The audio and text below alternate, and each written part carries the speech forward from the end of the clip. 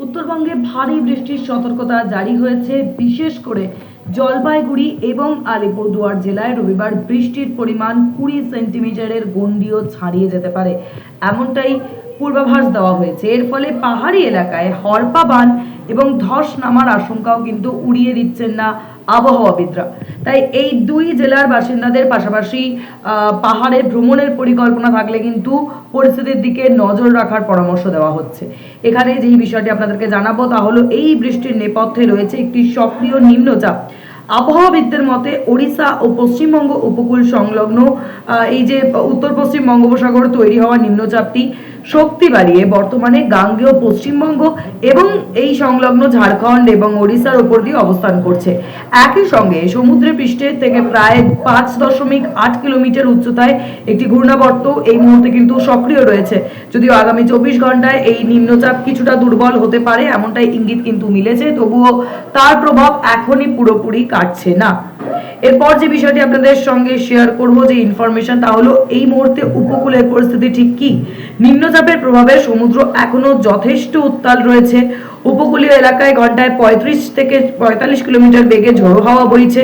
কোথাও কোথাও সেই গতি কিন্তু 55 কিলোমিটার পর্যন্ত পৌঁছে যেতে পারে। আর ঠিক এই পরিস্থিতিতে প্রশাসন রবিবার পর্যন্ত পশ্চিমবঙ্গ উপকূলের মৎস্যজীবীদের সমুদ্রে যেতে সম্পূর্ণ নিষেধাজ্ঞা জারি করেছে, কারণ উত্তাল সমুদ্রে মাছ ধরতে যাওয়ায় অত্যন্ত ঝুঁকিপূর্ণ হয়ে উঠতে পারে এই মুহূর্তে। এবং এরপরে যেই প্রশ্নটি আসতে পারে তা হলো যে দক্ষিণবঙ্গের আবহাওয়া এই মুহূর্তে কেমন থাকবে, কারণ কয়েকদিনে যে টানা বৃষ্টি, তারপর এই রবিবার এদিন সকাল থেকে আমরা দেখতে পেলাম যে কলকাতা সহ দক্ষিণবঙ্গের বেশ কয়েকটি জেলায় কিন্তু রোদের দেখা মিলেছে, অর্থাৎ চড়া রোদের দেখা।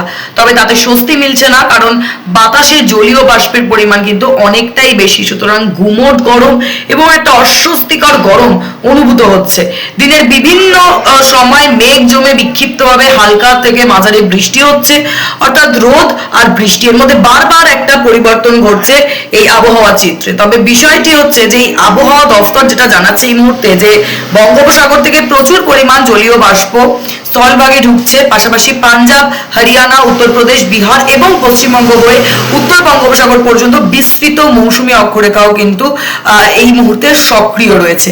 আর ঠিক এই দুই কারণে উত্তরবঙ্গে প্রবল বৃষ্টি এবং দক্ষিণবঙ্গে অস্বস্তিকর আবহাওয়া বজায় রয়েছে।